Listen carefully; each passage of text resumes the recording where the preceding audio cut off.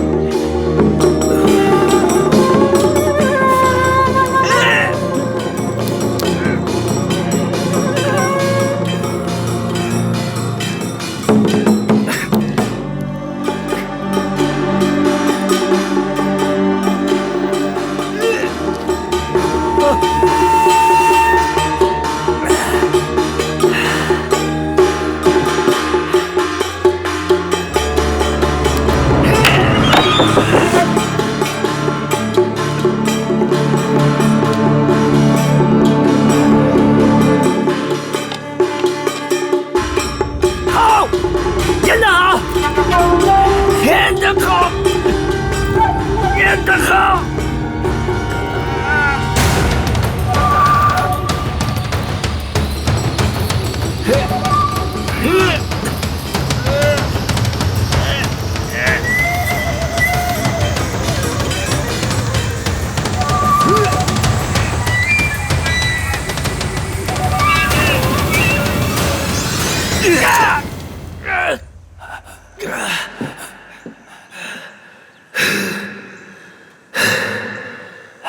大人，好了。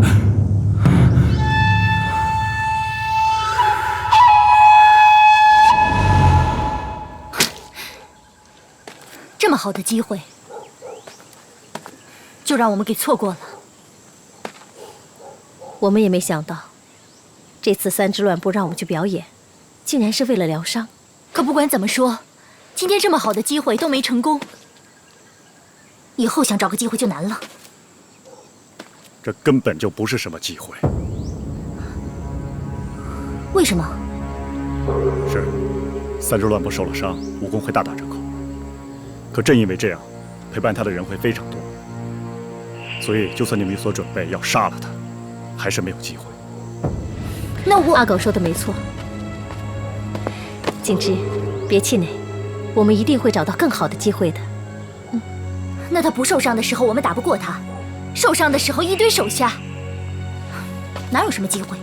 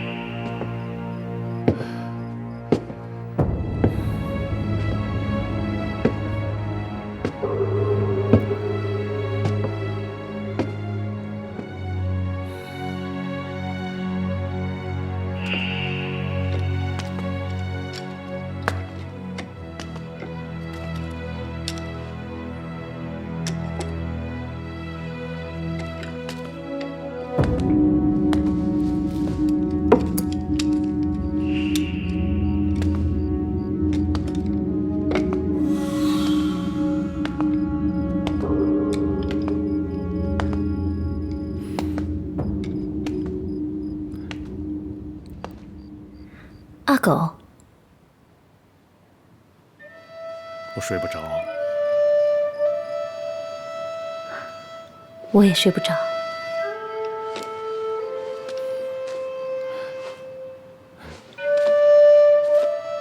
但我英豪的傀儡在哪里？你想看啊？我给你拿去。他要是真的能杀倭寇就好了。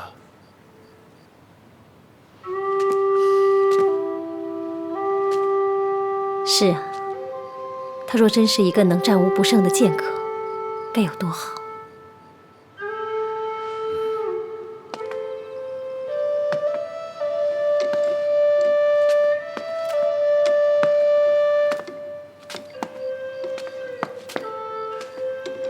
为什么不可以呢？什么？我是说，我想我可以设计出一种真的杀人傀儡。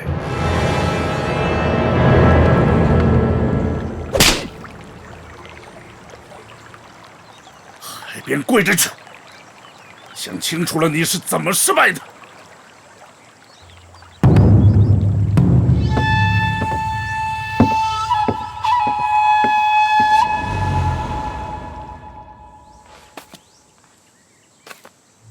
15步。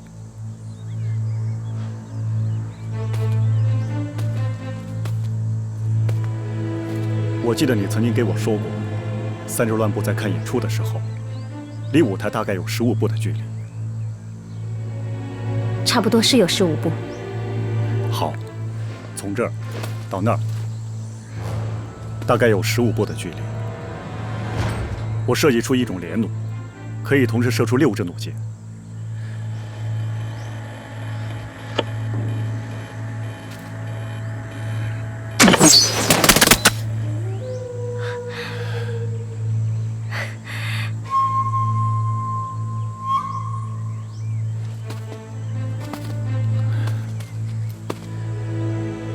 如果能够把它放在演出的傀儡中，三只乱步它就跑不了。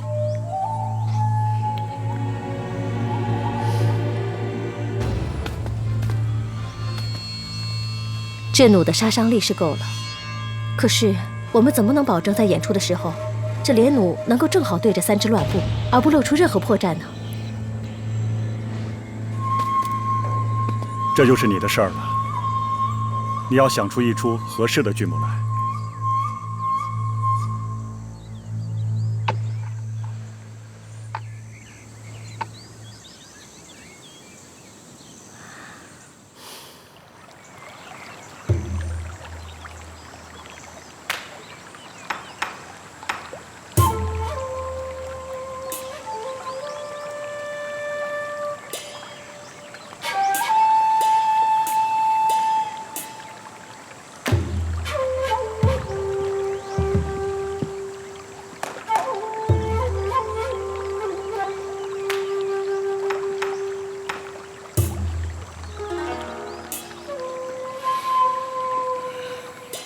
父亲，我想清楚了，因为我急躁、轻敌、盲目自大。如何急躁，如何轻敌，又如何盲目自大？我没有摸清楚对手的动向，就匆忙交战，是急躁。是我一直都不认为明军有能力和我们抗衡。也不觉得少林僧兵是可怕的对手，是轻敌。盲目自大，是我依仗自己兵力雄厚，根本没有把对手放在眼里，没有考虑到地形、地势，以致会将我军带入绝境。好啊，但你要记住啊。足利父子将军，如果下次再发生这样的事情，直接剖腹去吧。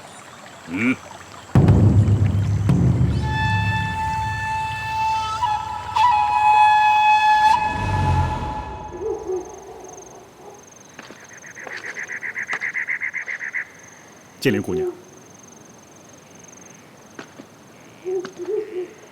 这么晚找我，有什么事儿吗？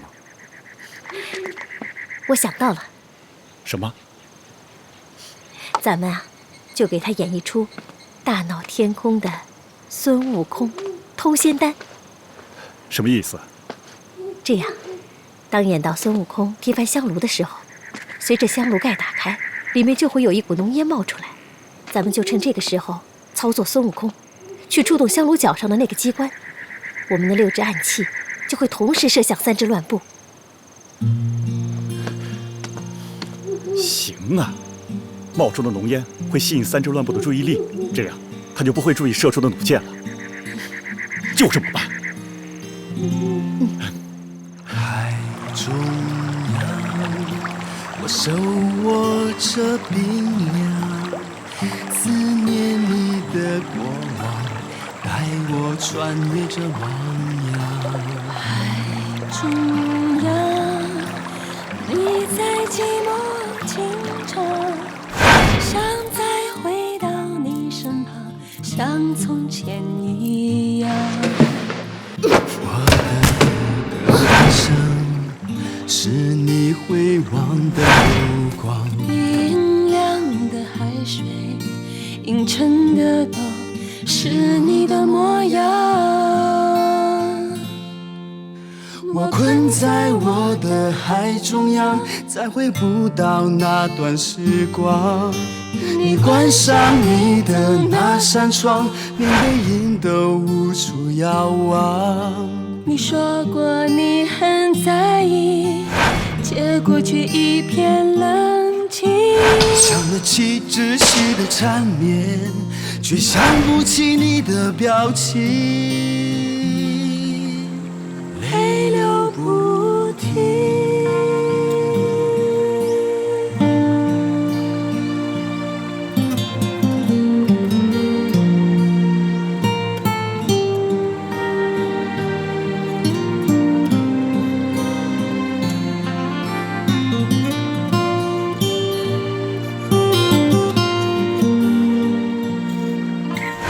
老板，我买一个。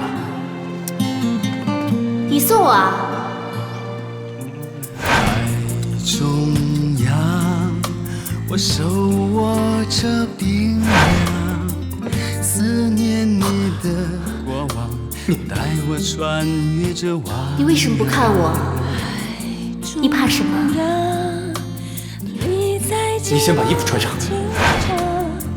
想再回到你身旁，像从前一样。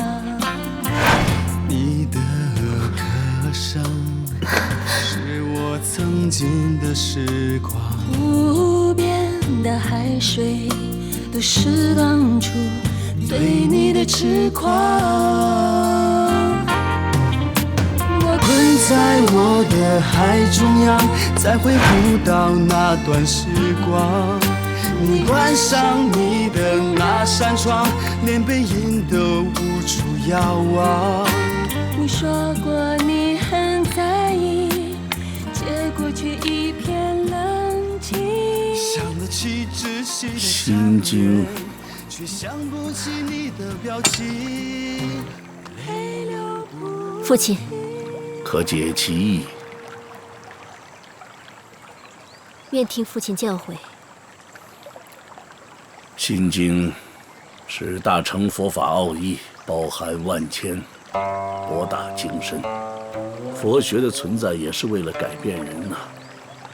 但江山易改，秉性难移。改变人，其实是最难最难的。是。天下只有2件事情可以彻底改变人，其一是宗教，其二是战争。宗教是通过改变人而改变世界，而战争是通过改变世界而改变人。无论是宗教还是战争，其实两者的意义都和《心经》中“照见五蕴皆空”有异曲同工之妙啊！把“照见五蕴皆空”再浓缩为一个字，就是“照”。佛法在复杂中繁琐，在繁琐中复杂，最终为了照治人心，从而改变人。人心一变，万物皆无需变，皆在五蕴中。故而，佛学从不改变人，也不去教化人，而是为了让人看清楚自己，再看清楚这个世界，明白吗？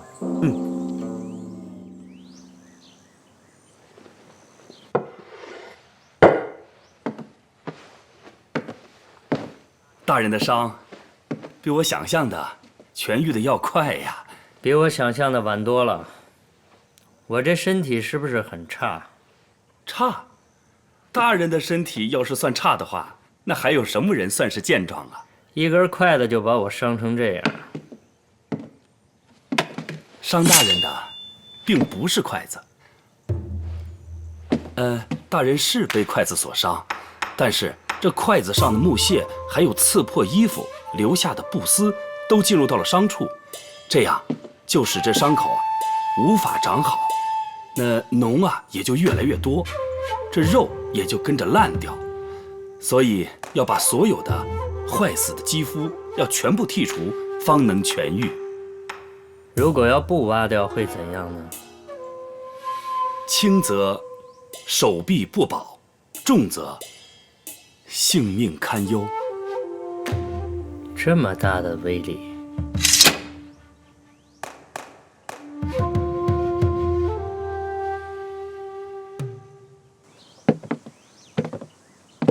乱不军的意思我明白，我也一直在想，能不能制造一种体积又小但攻击性又强的武器。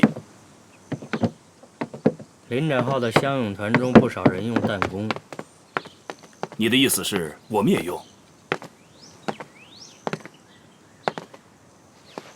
我想用这个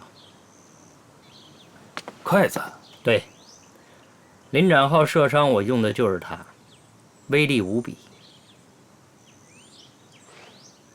你琢磨琢磨。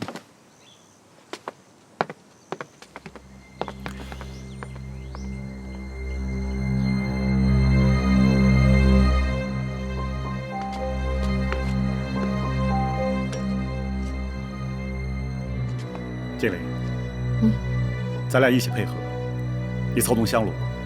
当香炉倒下的时候，盖子打开，这时候会冒出烟雾来，会吸引三株乱步的注意力。我再用杀人傀儡触动机关，射出暗器。来，你来配合。好。准备，注意，1、2。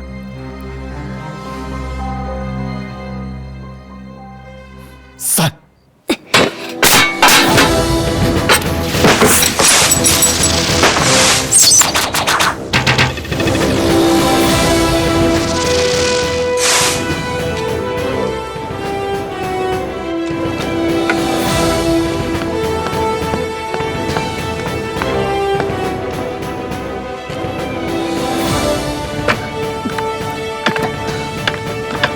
这杀伤力是够了，可是准度还是不够。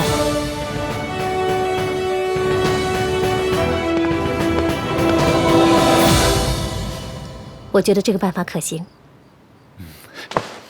不过，咱们得把这香炉的尺寸改小一些，还要再赶制一个孙悟空的傀儡。最重要的是，咱俩之间还需要多多配合练习。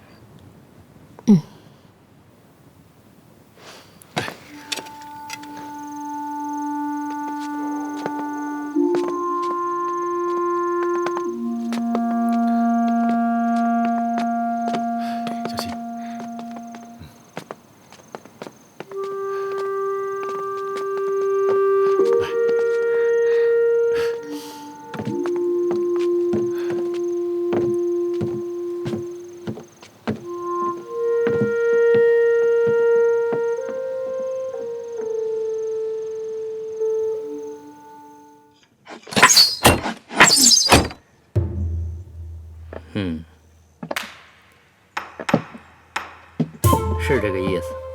但是要能再小点、再薄点，能随身携带就好了。这已经是最小了，不够，还要再小。再小。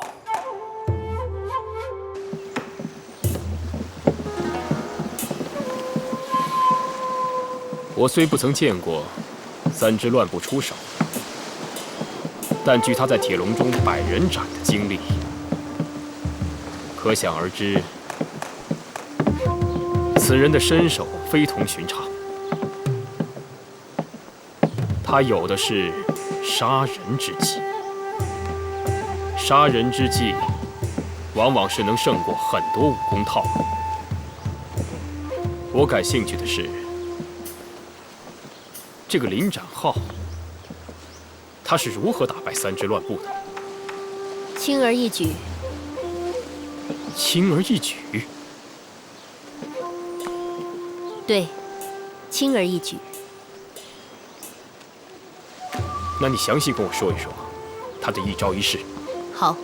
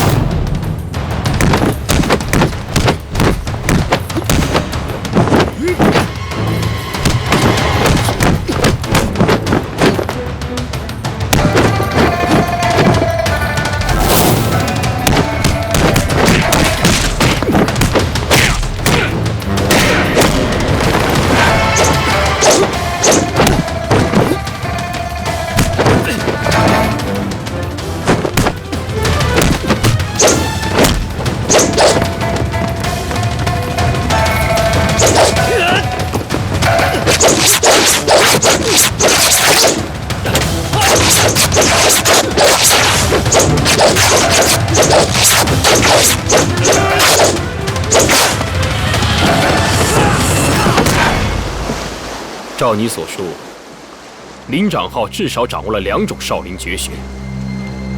哪2种？和三支乱步交手时，林长浩以指法为主。少林72绝技中，指法共计9路。按你所说的情形，林长浩很有可能用的是成静指。但是成静指的特点是以静制动，后发制人，遇敌则不强攻，所以也有可能用的是去烦恼指。不过这种指法招数简洁，和你所说的也不太相似。无相截指是少林指法中的至高指法，以林长浩的年纪，应该还修习不到这个境界。因此，十指轮弹如菠萝花绽放、攻守兼备的多罗叶指，和举重若轻、以巧克敌的拈花指，与林长浩的功夫更为接近一些。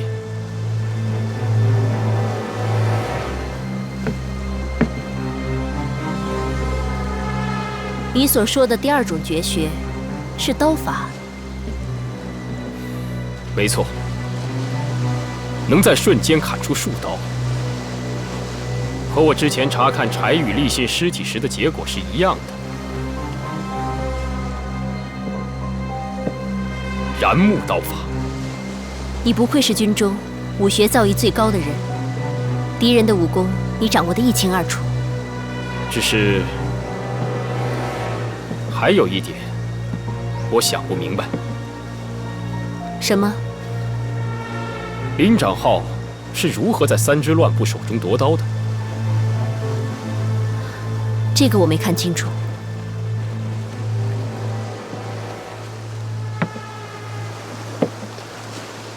能在三支乱步的手中夺刀，绝不是简单的事情。那这样，我去找三支乱步问问他。不可，三支乱步是个自负的人。对于这种人，最好不要提及他的失败。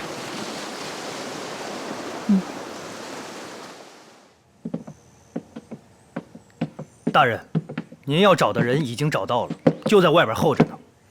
这个人叫何昭宗，是德化制瓷工匠中的佼佼者，是高手中的高手。不过大人，您干嘛让我去找一位制瓷的工匠啊？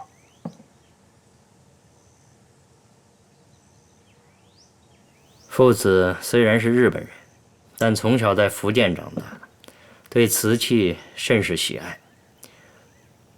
所用的刀都是瓷刀。哦，对，父子将军的瓷刀，我之前也曾端详过。不过这以瓷做刀，岂不是很不结实吗？瓷刀纤细而轻薄，比钢刀要灵活。父子的刀法阴柔秀美，特点是飘逸灵活，在出刀时动作幅度很小，没有大开大合的动作。尽管这样，在交战时还是有很大的破损。哦，大人，您是想给父子送一套瓷刀，那样父子将军一定高兴得不得了啊！哼哼，带上来。带上来。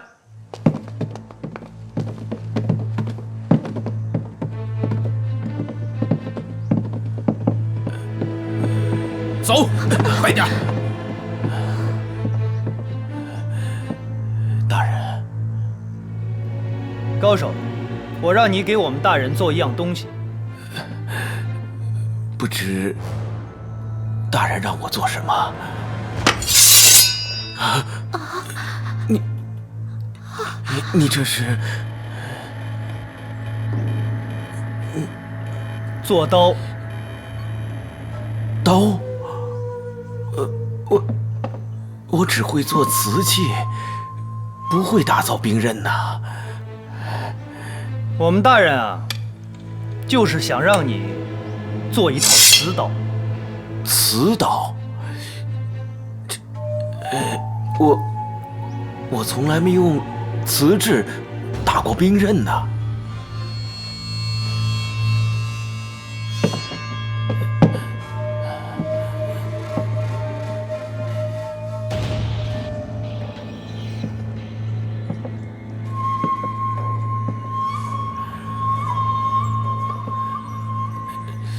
哎呦，哎呦，白白胖胖的，太可爱了。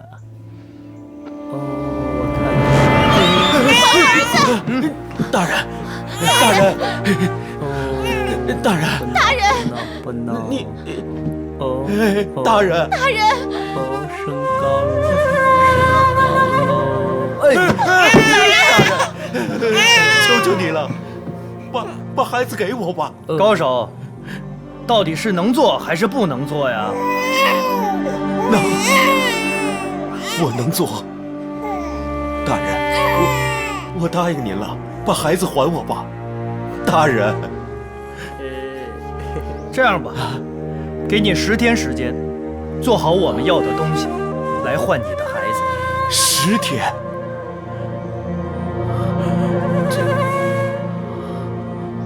好，我答应。大人，那照顾好我孩子啊。做刀去吧。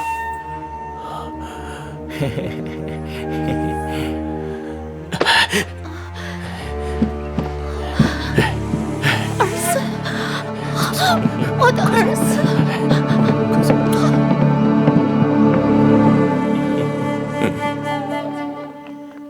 哦，你说你将来会变成一个什么样的人呢？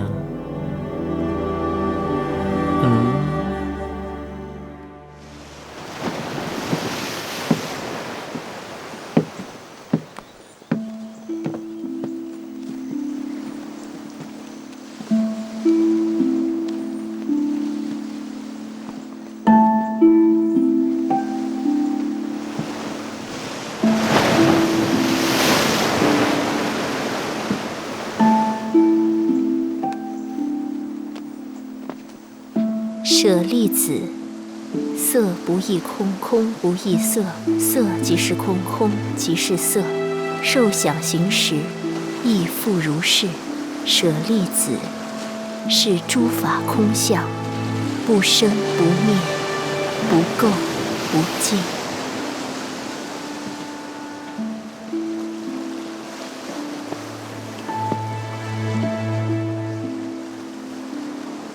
父子，父子，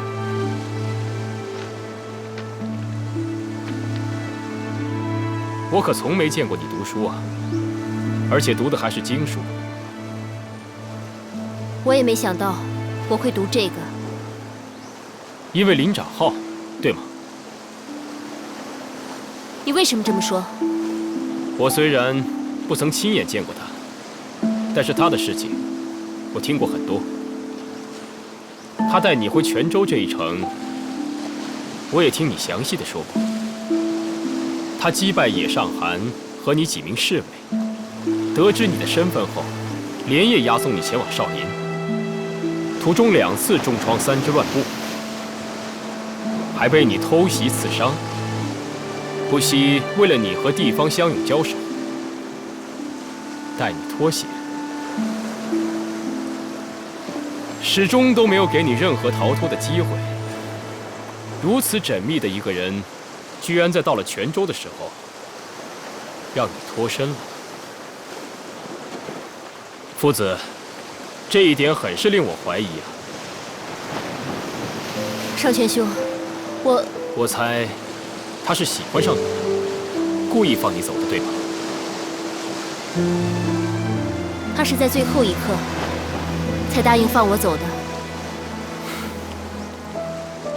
没想到啊，林长浩竟然是这样的一个人。上泉兄，其实这一路上我是有机会逃走的。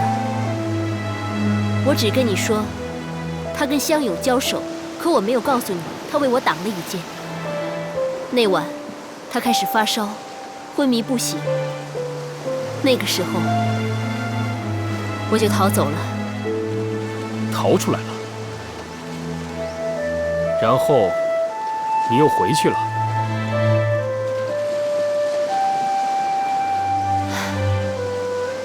上泉兄，其实我也说不清楚，我到底为什么。我甚至渐渐喜欢上了这段旅程。我希望行程能远一些，再远一些。我甚至不想到泉州，这样我就可以跟他一直走下去。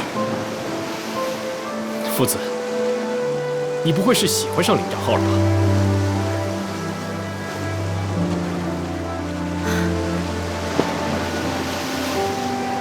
我也说不清楚，我不知道是不是喜欢他，我只觉得跟他在一起，我很幸福。夫子，你是喜欢上他了。你和林长浩不是一路人。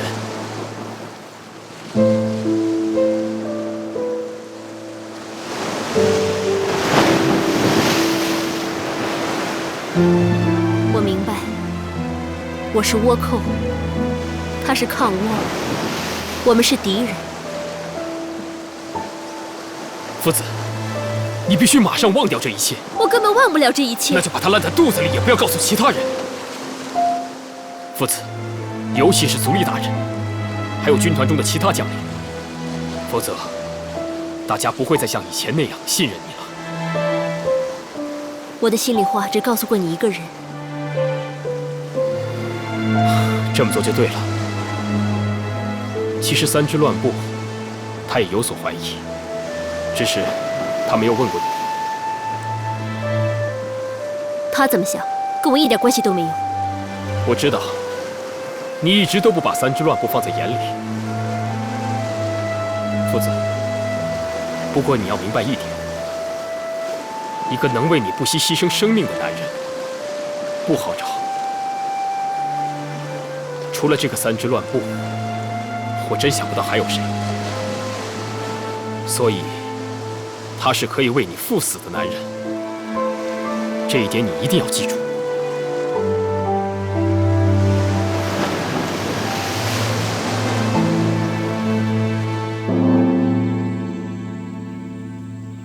这是西部守军刚刚送来的信，是最新的消息。他们发现，尽管倭寇不断地向西进行骚扰，但主力部署仍然盘踞在连江、宁德一带，并没有任何变动。情理之中。你精通兵法，这是不是说明足利一时是在进行进攻兴化的准备啊。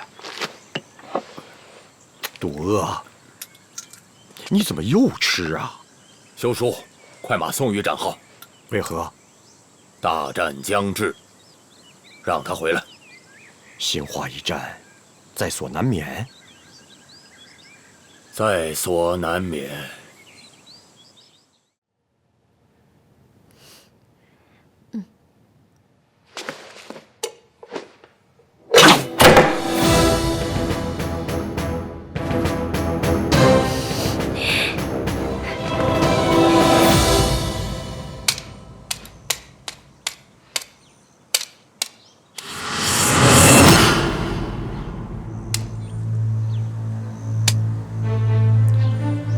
开始吧。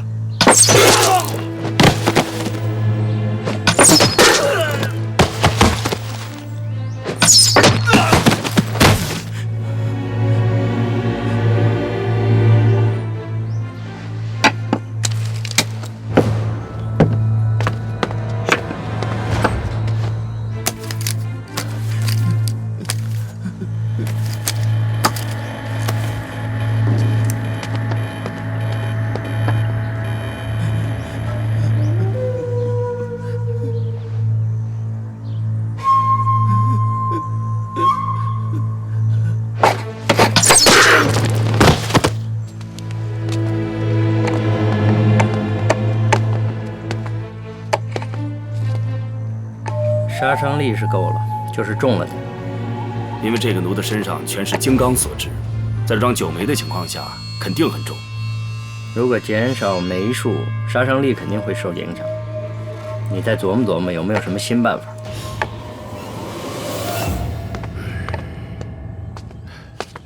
最近这几次算是越来越准了。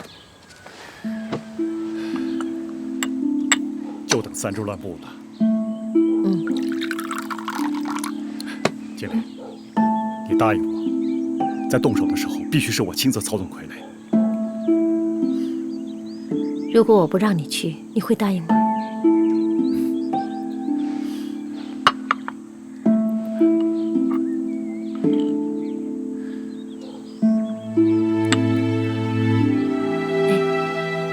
我也想让你答应我一件事情。你说。我心里很清楚，这次刺杀，不管成功与否，去的人都没有机会活着回来。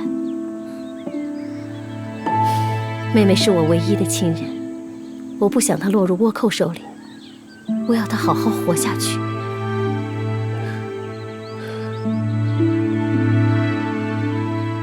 你想要瞒着她？只要妹妹能够好好的活下去，我就满足了。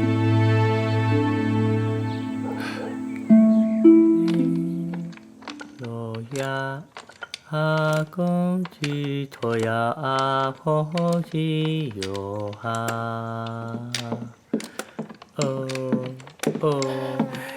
大人，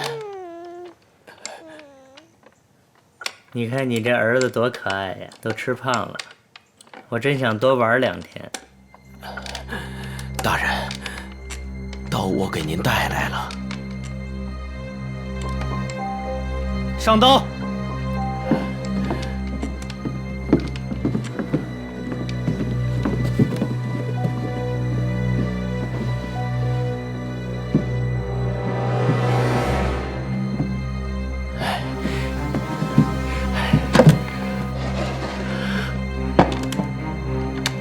这刀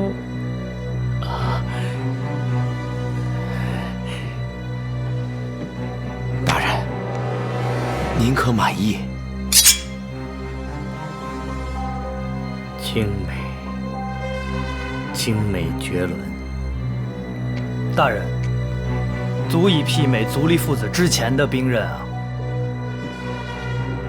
你不愧为德化第一人，巧夺天工啊！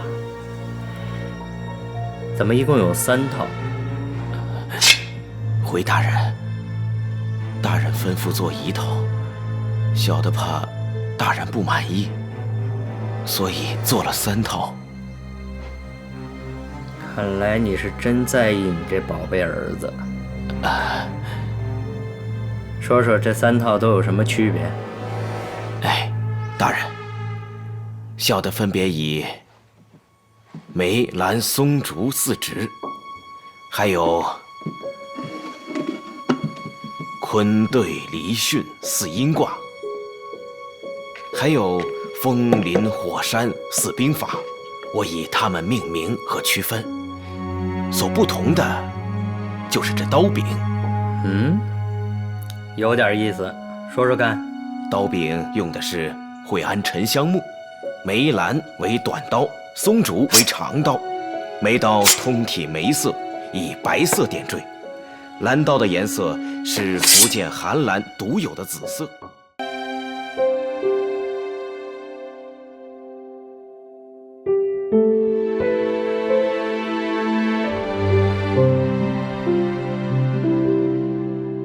爱是信念的潮汐，为你早已经决定。我是小小一条鱼，随你的狼狈卷起。苦海陪你渡过去，绝壁陪你跃上去。我是冲上岸的鱼，只为抱紧你。第100万次想你，第100万次无法呼吸，越爱越执迷，越痛越痴心，心中只有你。第100万次想你，第100万次祈求天地，赐予我勇气，带你回海底，自由